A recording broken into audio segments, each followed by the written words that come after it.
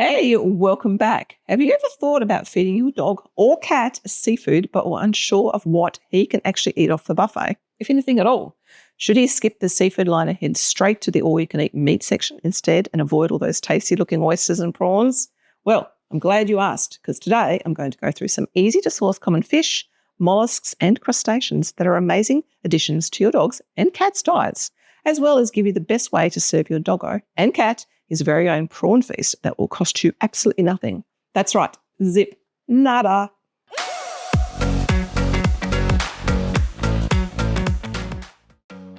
This episode is dedicated to the queen of felines, cat with a K.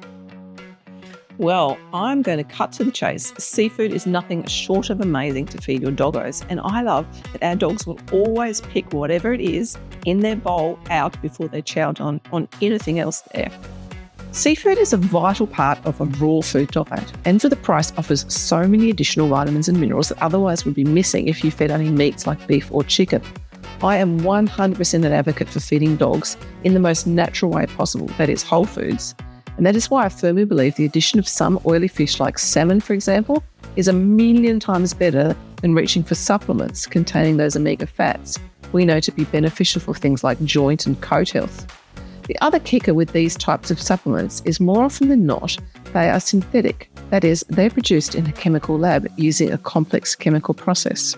Whole foods, real foods win out, hands down. Fresh or frozen, it really makes very little difference.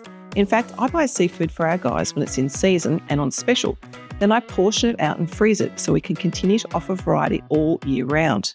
This is a great tip to remember, as it will save you a heap of money. For example, my fishmonger had a case of frozen sardines and the box was damaged. So what? I grabbed 10 kilos for half price. It's important for our friends who live in areas generally north of the equator. A lot of your fish carry worms in their flesh. To kill these and render them safe to feed raw, the fish needs to be frozen for a recommended period of 1 week minimum at -4 degrees, which is minus 20 degrees Fahrenheit. There are some parasites in fish found south of the equator as well, including here in Australia. And once again, freezing will kill them. Alternatively, you can cook your fish and this will do the job just as well. All the fish I feed my dogs has either been frozen or it has been farmed for human consumption like the salmon. All tinned seafood produced for human consumption are worm-free, so don't stress about those whatsoever.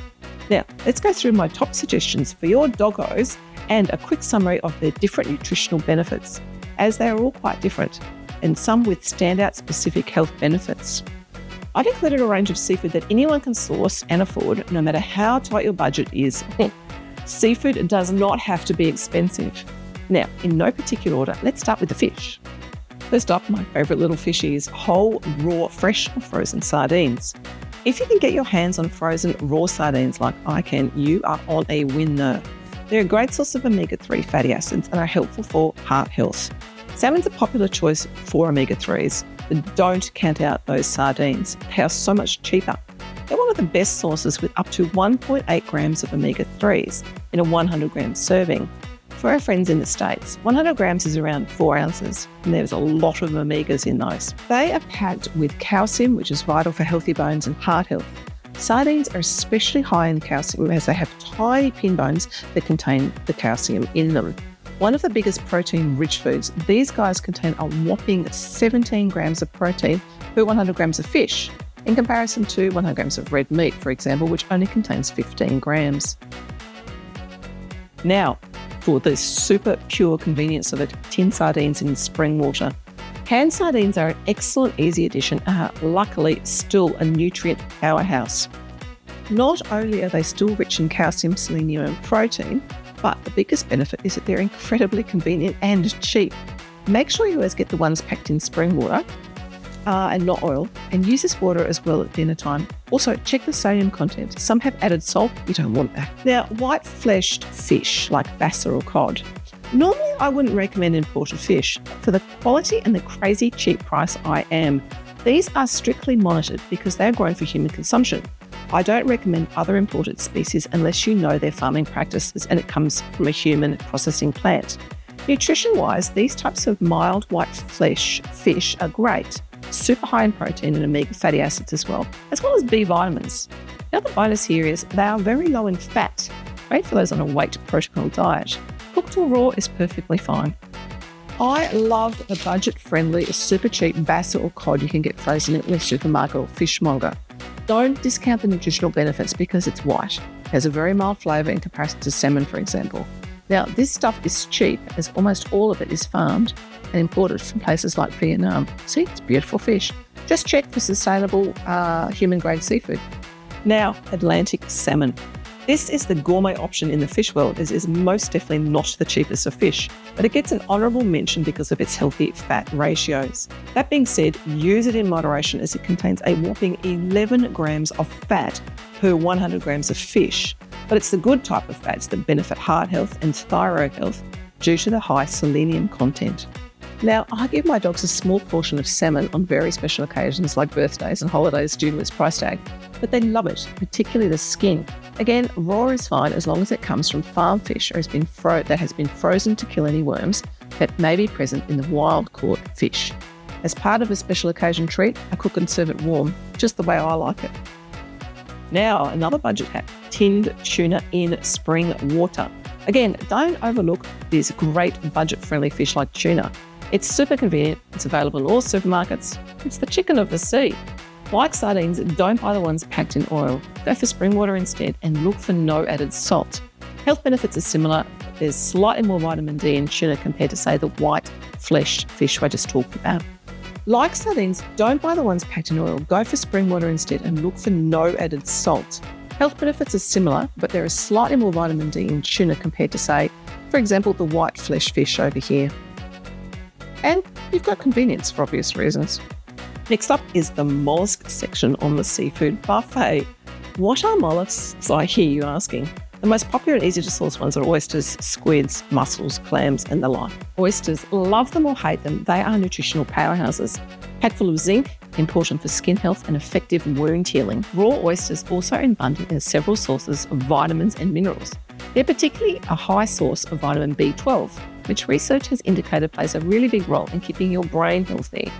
Other micronutrients include vitamin D, which is vital for bone development and strength, cell growth, and maintaining a healthy immune system.